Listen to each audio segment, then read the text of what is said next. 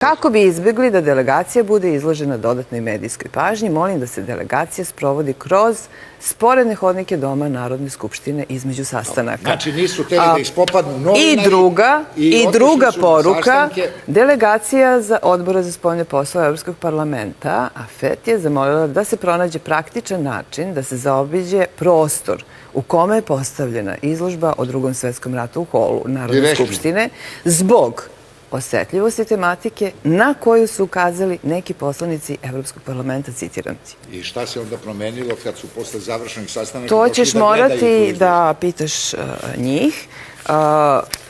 To što su posetili izložbu je jako dobra i pozitivna stvar i odlučila je, opredelila je mene da prisustvujem sastanku. Da to nisu uradili, ja ne bih prisustvovala tom sastanku. Radi se o niskobudžetnoj predstavi, oni su svoje stavove zauzeli mnogo ranije.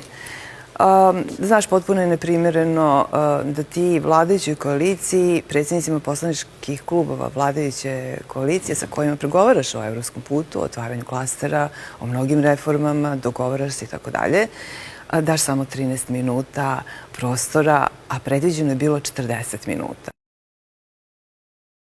Oni su imali 2 sastanka sa predstavnicima opozicije i njima su preko sata vremena posvetili, a sada idemo malo na širu sliku. Pričali su sa svim zainteresovanim stranama, dakle mi smo samo dobili 13 minuta, svi ostali su dobili sve njihovo vreme. Toliko o izbalansiranom odnosu.